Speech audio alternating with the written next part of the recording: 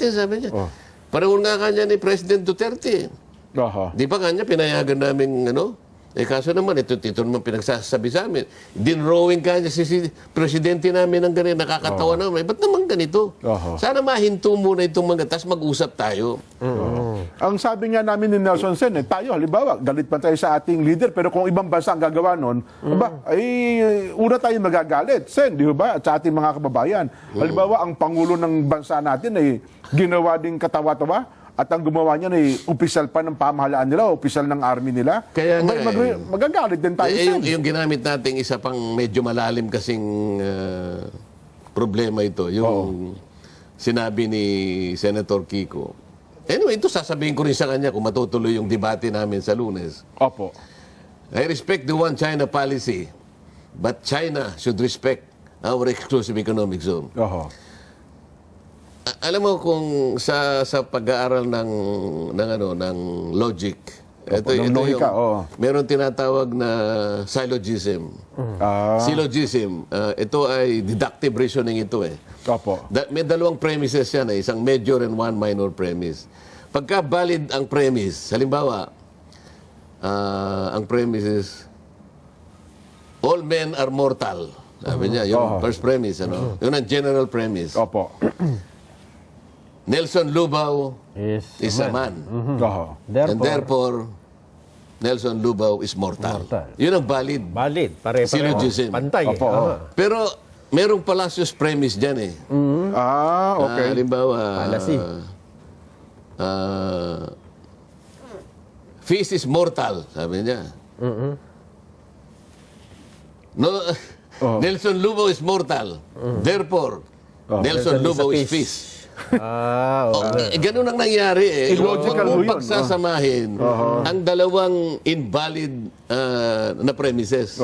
Ito, sabi ko nga sa'yo kanina, ang isa is maritime rights, ang isa is sovereignty. Tama. Ang pinag-uusapan dito is UNCLOS. Ang pinag-uusapan doon, international law. Ibang forum yun. Hindi pwedeng pagtagniin yun. Ang magsesettle dito, ang pinag-uusapan, political recognition. Doon sa isa, wala pang korte kasi sa mundo ang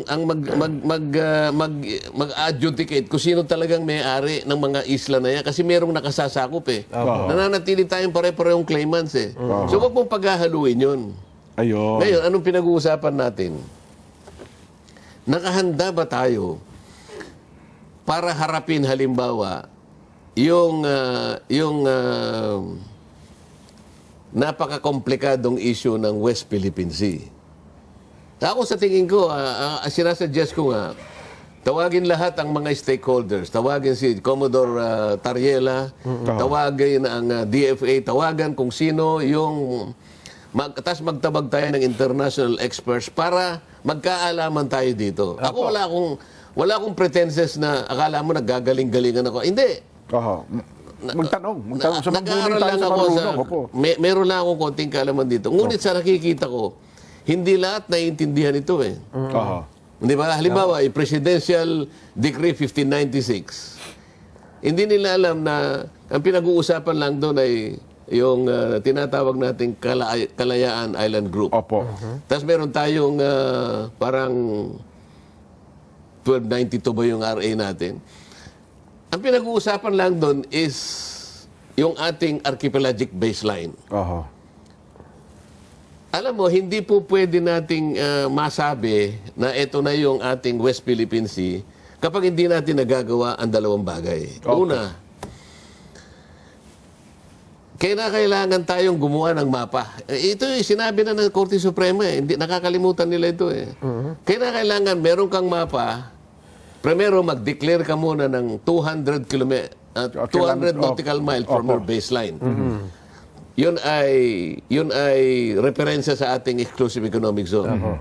At saka yung ating continental shelf. 200 nautical miles away from the baseline. Pag nagawa mo na yun, na-declare mo na yun, i-deposit mo yung declaration sa United Nations. Opisina ng Secretary General. Pero meron kang mapa. Itatanong ko kay General Tariela, tinanong mo ba yung NAMRIA? Kasi NAMRIA ang merong karapatang gumawa ng mapa. Nagkasundo na ba kayo ng NAMRIA para i-deposit yung mapa Aha. Sasabihin sa'yo, hindi po. Paano mo? Hindi ka pa nakagawa ng ganito para nga pagbigyan ka na, kasi doon sa mapa, makikita mo na yung coordinates kung nasaan ang West Philippine Sea. Para maitala doon sa tinatawag nilang international holographics ng mga mapa. Para ngayon, officially, matala sa karagatan ng mundo na meron palang West Philippine Sea. Hanggat hindi mo nagagawa ito, hindi pwedeng tawagin pang gano'n. Pwede nating tawagin, bakit hindi? Kasi tayo yan eh. Opo. Paano yung coordinates? Ng buong mundo, di ba? Yung kaalaman ng lahat. Yung mga Ito yung- dumadaan doon. Sana aralin nating mabuti. Para hindi tayo nagmumukhang nakakahiya. Hindi ba, meron tayong kasabihan eh. A little learning is... Dangerous. Talagang dangerous. Tingnan mo ngayon. Baka mamaya layasan tayo ng China. Huwag naman sana. Sana humupa ito, yun ang ating kagustuhan, pag-usapan nating mabuti, at huwag yung basta na lang tayo nagpapatutsadahan. Merong isang, yung dating na, National Security Advisor, pakita natin. Opo. Tingnan mo, meron din siya sinabi. Baka akala Norberto nila tayo, Gonzales. baka akala ng mga taong nakikinig sa atin, tayo lang ang merong ganitong pangamba. Opo. O pwede, direct, Sige baka po. naman gusto mong... Nakapanayam ata si Norberto Gonzales at yan din ang naging paksa nila, Sen. No? Siguro, narinig ko lang eh. Iparinig nga po natin direct yung punto ni Secretary Norberto Gonzales.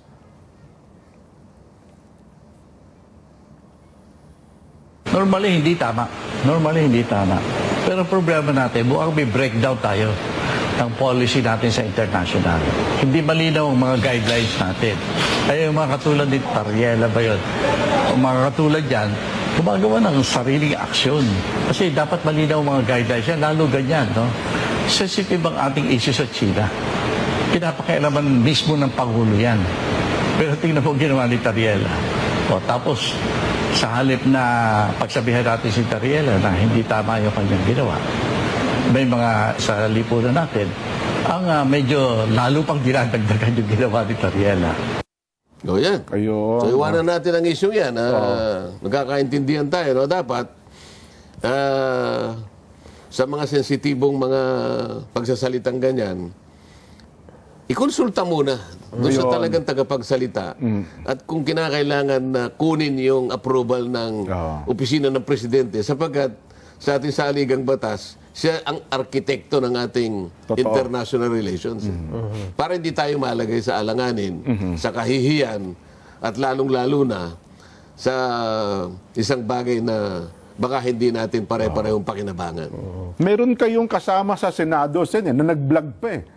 Nang tila yata ang sabi parang yung ibang senador dito, daig pa yung Chinese kung makapagtanggol sa China.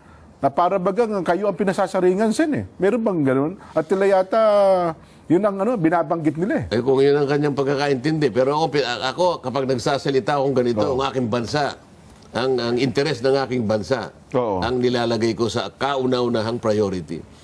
Dahil kahit ano pa sabihin mo, insultuhin mo araw-araw ang China. Because, aalis ba yung China? Ha? Baka hindi yun. At saka mismo ang DFA nagsabi, Jen, na pagka meron kang mga issue na gusto mong ipahayag, ang foreign heads of state and government, in particular, should be off limits or at least treated with respect regardless of our personal views. Talagang hindi po pwede. Totoo. Isasali mo yung head of states. May mga subject matter expert na dapat dyan. Itong binabanggit ko natin sa yung binabanggit ko kanina, yun palang senador, nung sa kanyang binabanggit na, anong tawag doon? Yung sa kanyang vlog, ay in 72 hours, ay 815,000 views. Pero nung kayo pala, gumawa rin pala kayo ng vlog at sumagot din pala kayo Sen eh. At sa pinakahuli, within 48 hours, ay meron na po kayong 2.5 million views at 111,000 likes. Yun po ang Sen. Okay, paliwanag mo yung significance yan. Ako hindi ko masyadong Mukhang mga bilang na yan. mas maraming interesado sa paliwanag po ninyo kaysa sa doon sa pinupunto nung kapwa nyo senadora, kapwa nyo senador, Sen. Ayun nga, itatanong ko sa inyo, ibig ba sabihin kinatigan yung ating pagpapaliwanag? Mas gusto nilang pakinggan ang inyong paliwanag po. O, yun lang. Kasi yun ang gusto kong kayo magpaliwanag. Kasi baka mamaya kung magsabi, sabihin na naman nila, itinatayo natin na sarili nating bandera. Hindi naman ganun. Oh. Meron pang isang, naalala ko yung post ng isang, ito, lagi natin binabanggit ito, yung retired Associate Justice. Sabi niya, para niya meron kang kapitbahay na nag-squat sa bahay mo sa bakod mo. Nung nag-squat siya, sasabihin mo bang friendly kapitbahay ba yan? Squatter nga, nung pinapalis mo, ayaw na umalis Yun ang kanyang argumento, Sen Sino yun? Yung retired Associate Justice Carpio. Ang tawag Sino yan. daw ang nag-squat?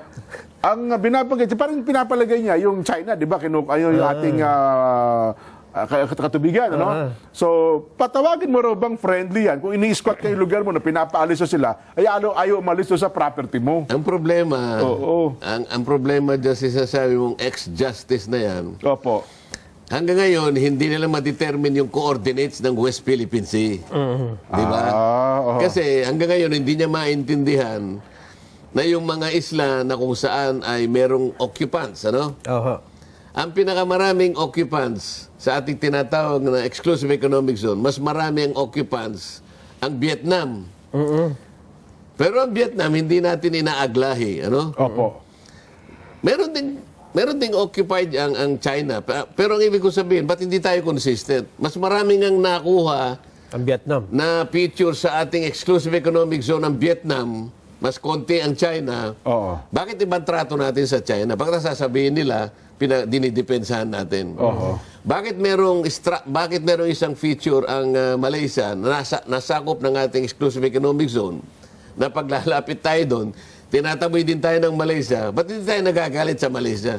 Ba't sinasabi ng justice na yan, ang China lang palagi? Consistent tayo. Sabihin mo, ako nakikinig ka ni Sir Justice, sabihin mo sa Malaysia, huwag ka mag-squat. Di ba?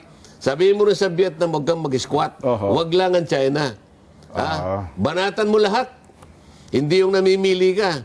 Ang problema sa kanya, hindi naka-squat Silang occupant ng picture Ayun. Under international law, sabi ko nga sa inyo, yung occupant nun, Sila. lalo na kung isla yung na-occupy niya, Magkakaroon din meron ng ano yun. tinatawag na enclave territorial sea. Yes. Ano yung ibig sabihin nun? Magkakaroon ng entitlement yung isla ng 12 miles from the baseline. Yes. Alam mo ang problema ngayon? Sa ngayon, walang computation doon sa enclave territorial sea. Opo. Kaya ang labo ngayon ng sistema ng daigdig. Wala ka namang makukuhang korte ngayon na magsasabi Talagang kung dito sino ka lang. talagang may-ari. Nananatili tayong lahat claimants. Ayun. Hindi ba naintindihan ng justice na yan? Kaya nga lahat tayo claimants. Vietnam, China, Philippines, Taiwan, claimants tayo in the disputed and Islands. troubled South China Sea. May overlapping, ano? Overlapping. Nasa EEZ mo nga. Opo. Siya naman ang occupant. Oo. Pambira naman justice. Pinakamabuti. Tapos sasabihin pa niya, may sinabi siya Opo. si Marcoleta kanya, yan ang pinaka Mababa. mababang klaseng abogado. Parang yung mga kasama din daw niya. Low level. Okay lang sa akin yun, Jen, di ba? Opo. Ako, pwede ko pa sabihin sa kanya, yung retired justice na yan, yung pinakamagaling na abogado sa buong Pilipinas. Tama naman yun. Ako sang-ayon din naman ako doon. Yan. Mas magaling pa sa Para- Supreme Court yan, Sen. Para wala siyang masabi. Oo.